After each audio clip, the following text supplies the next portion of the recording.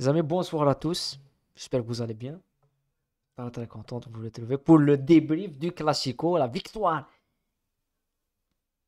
assez, assez importante et énorme victoire du Barça. Et Thierry Henry a raison. Pour une fois, des fois, Thierry Henry dit des choses, il a des citations et tout, mais il a dit une chose qui. Moi, je le pensais, je l'ai dit assez souvent. Le Real Madrid, tout le monde a peur du Real Madrid. On l'a vu en Ligue des Champions, ils ont tous dit ah, c'est le Real Madrid des favoris en Champions League. L'année passée, oui, ils ont tous peur du Real Madrid. Et le Real Madrid a peur du Barça. Et ce soir, on l'a vu. C'est-à-dire que dans un match où, quand on va parler du match, quand on va parler des compositions, quand on va parler des changements, ce n'est pas normal que le Barça domine autant le Real Madrid. Le Barça a dominé le match. Le Barça a imposé un rythme. Le Barça a mené du, de- le Real Madrid pour commettre des fautes. Dans un pressing haut, le Barça a fermé une des clés de jeu du Real Madrid et en faisant un football offensif, un football latérien, on a vu une première mi-temps assez sympathique du Barça et une deuxième mi-temps exceptionnelle du Barça. Et pour le Real Madrid, on a vu ces individualités qui ont été mises en difficulté. Et voilà, c'est pas une surprise. Et une victoire assez méritée en même temps dans les dernières secondes. C'est assez exceptionnel. Donc, avant de commencer, je vous invite à liker au maximum le débrief. Une nouvelle fois et de vous abonner à la chaîne. Je sais qu'il y a beaucoup de supporters de Real Madrid qui vont. Ils vont pas voir le débrief, hein. Même s'ils vont venir. C'est la même chose qu'aux supporters du Barça. Quand le Barça s'incline, ils vont pas venir voir des débriefs. C'est la loi du football. Quand tu perds, tu regardes pas le résumé de ton équipe.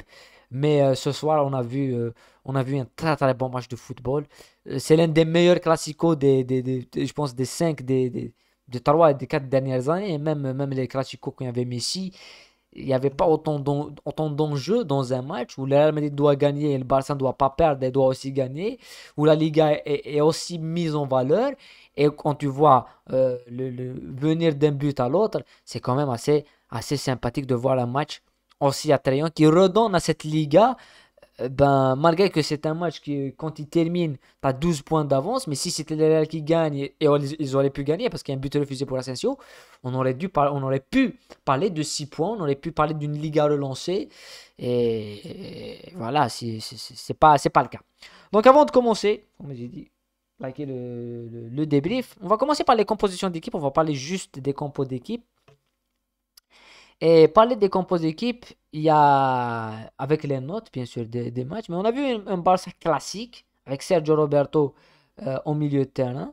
Une attaque assez classique, c'est un 4-4-2 avec Gavi qui joue un petit peu sur le côté, mais Gavi, quand le Barça a le ballon, c'est un joueur qui s'axe dans l'axe et qui permet à Alejandro Balde, le latéral, de monter. Pour le Real Madrid, c'est la composition d'équipe classique, ordinaire. On a vu le retour de Mendy en deuxième mi-temps, mais on a vu Carvajal et Nacho. Le problème du Real Madrid, c'est quand tu vois l'équipe, t'as Kroos, t'as Camavinga, t'as Valverde, t'as Modric, Vinicius, Benzema, Eder Militao et Rudiger. C'est une compo qui est quand même, c'est une équipe très, très costaud. Mais le problème du Real Madrid, c'est les latéraux. Moi, je pense que les latéraux, c'est pas que moi qui le dis, mais tout le monde, toute la presse, Marca, ils ont fait un papier assez grand pour parler du problème des latéraux au Real Madrid.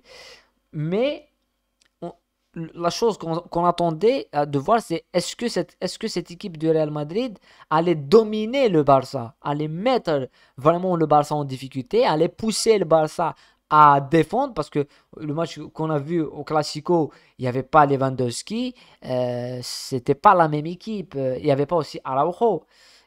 Donc c'était pas, non, il y avait Araujo, mais c'était pas la même équipe du côté défensive et du côté offensif du Barça dans l'animation et tout. Mais ce soir, on s'attendait à autre chose. Et euh, ce qui m'a impressionné quand on va revenir, après à la fin, on va revenir pour dire un mot sur les tops et les flops du match.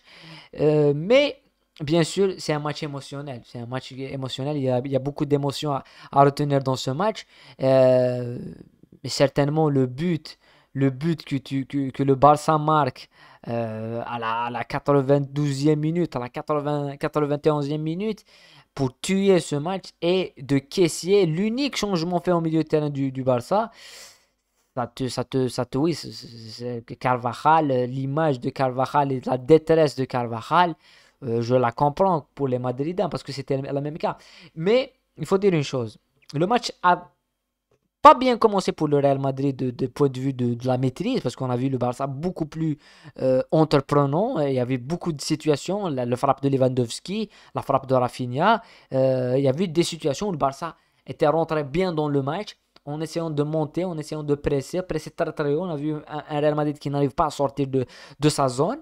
C'était le même cas. C'est-à-dire que la séquence qu'on a vue dans les 5 premières minutes où le Real Madrid était pressé haut avec le pressing justement qui mettait en difficulté les axes, les actions du Real Madrid, Militao et Rudiger, ça a complètement désarçonné le Real Madrid. Mais il y a ce but qui vient contre son camp de Ronald Araujo.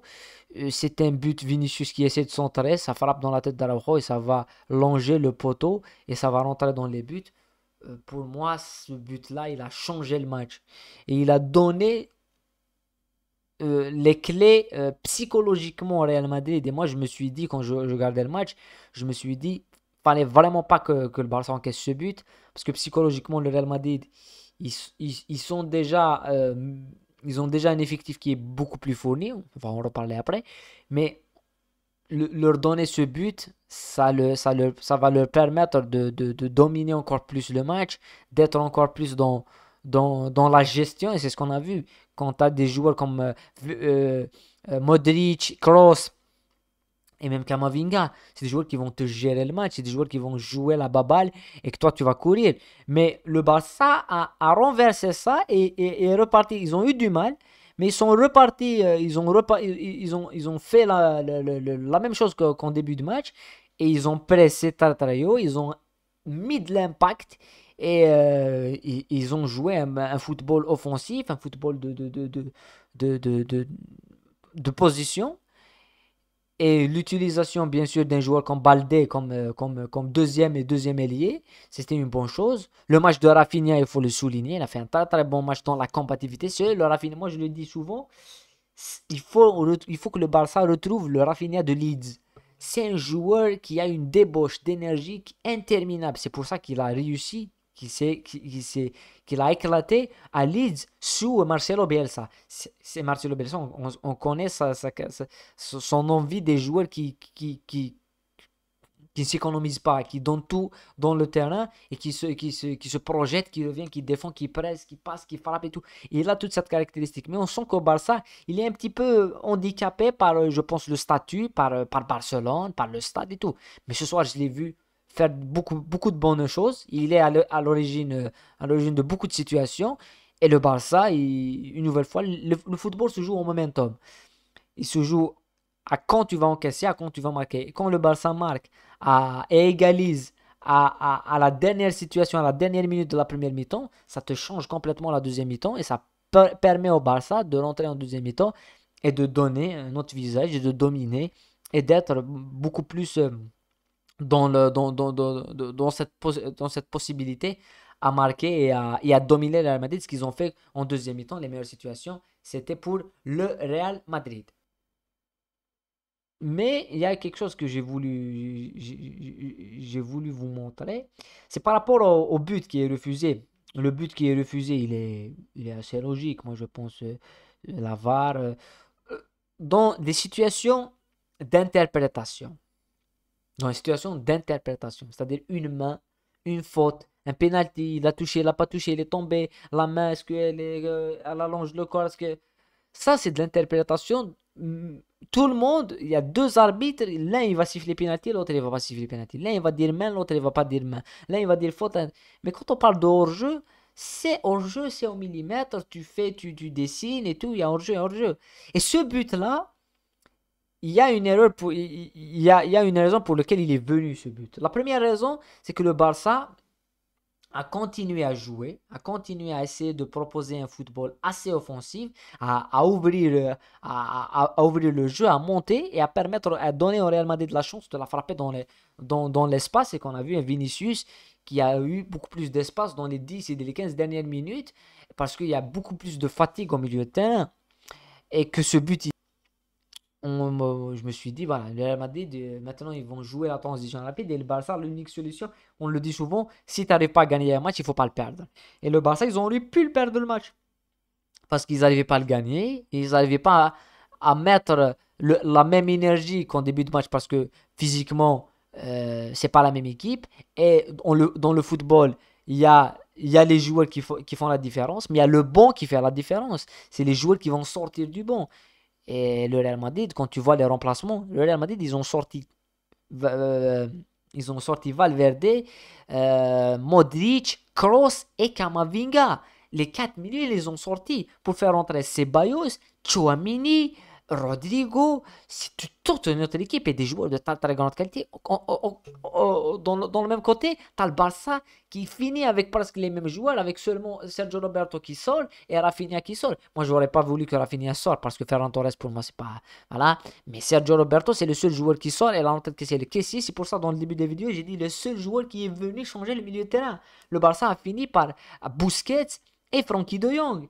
Euh, voilà. Et je l'ai dit souvent. Ils ont tous qui. Il y a des mois, moi j'aimerais bien que les gens qui critiquaient Busquets, qu'ils disent des choses maintenant et qu'ils les répondent. Parce que il y a une situation, pour ceux qui ont vu le match, où il récupère la balle, il les élimine, tac, tac, tac. C'est un poulpe. Il n'y a que lui qui peut faire ça. Il n'y a que lui qui peut faire ça. Et avant le match, j'ai parlé avec des gens, ils m'ont dit à Busquets, je dis, il va faire un grand match. Il sera l'homme du match. Lui ou Frankie de Jong. C'est les deux joueurs.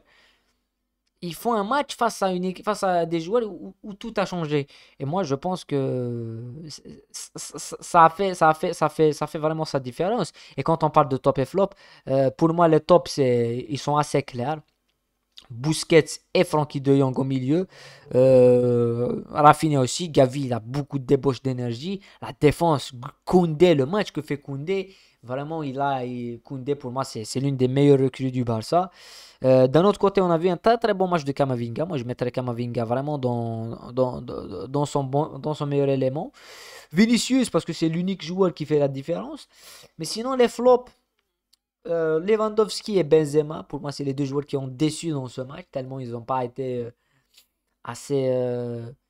On attendait beaucoup mieux, certainement de Benzema, de Lewandowski. Lewandowski, il va prendre l'éloge qu'il était dans la participation du but, mais Benzema, c'est plus le même. On l'a déjà débriefé, on a déjà débriefé le match de la Coupe. C'est plus le Benzema de l'année passée. C'est ça qui, pour moi, pose problème au Real Madrid. Et, et, et d'un autre côté, Alejandro Balde, ce joueur-là, il m'épate. De sa personnalité, je le dis souvent, je l'ai dit même à la défaite du Barça face à Manchester, et sa capacité à prendre l'espace et à courir et tout, il est assez énorme. Quand tu vois la note des deux gardiens, que ce soit Ter Stegen et Thibaut Courtois, ça prouve que le Barça a dominé, le Barça a mis beaucoup plus d'intensité, le Barça a créé beaucoup plus de situations, parce que Courtois a eu beaucoup plus de choix d'arrêt à faire, surtout en deuxième mi-temps. Mais le milieu du Barça, ils ont complètement pris le dessus sur le milieu du Real Madrid avec Busquets énorme et De Jong énorme. Et quand tu vois les remplaçants, Mendy qui revient, euh, Chouamini, Chouamini qui rentre à la place de Camavinga, Ceballos aussi c'est un très bon joueur, Rodrigo, t'as Asensio, Mendy qui rentre à la place de Nacho. Côté Barcelone, t'as Gavi, Fati à 90e minute. Et les changements du Real, c'est à 15 à 20 minutes, 15 à 20 minutes de la fin du match. Kessié, c'est le seul avec Sergio Roberto et Ferran Torres. Et au-delà de ça, le Barça a quand même réussi à faire la différence et à gagner ce Classico. Je ne vais pas dire que la Liga est terminée et que le Barça est champion. Je vais pas dire ça parce que je pense que le championnat ne se termine pas sur un match, sur un Classico. Et même si le Real Madrid aurait gagné ce soir, je pense pas que le Real Madrid. Moi, je pense que le Classico et le championnat s'est joué il y a quelques semaines sur la victoire, sur le chiffre de 9 points. Généralement, en Liga, l'équipe qui prend 9 points gagne le championnat. C'est rare qu'on remonte 9 points. On l'a vu avec l'Atlético, le Barça, le Real, des années, même Valence à une certaine période. Valence, quand Benitez était l'entraîneur en 2004, c'était la même chose. Donc, je pense que le Barça sera champion, mais il y aura beaucoup de choses. Mais c'est une victoire qui, justement, ça va éclater, ça va permettre de donner une énergie folle au Barça. Et est-ce que cette victoire, moi c'est ça la question que je vous pose, est-ce que cette défaite du Real Madrid peut jouer sur le mental du Real Madrid en, en Champions League? Moi je dirais non, parce que je l'ai dit assez souvent, je l'ai dit, on a vu la défaite humiliante de Manchester United face à Liverpool, 7-0. Et j'ai dit que cette victoire de Liverpool ne va pas modifier Liverpool et cette défaite 7-0 ne va pas modifier Manchester. C'est un classique anglais aussi. On a vu Manchester reprendre le dessus en Europa League, gagner des matchs, se qualifier en demi-finale de Cup ce soir.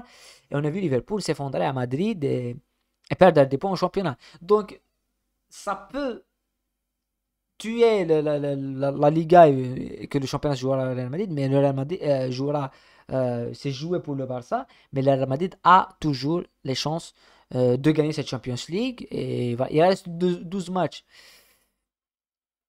12 points, c'est beaucoup.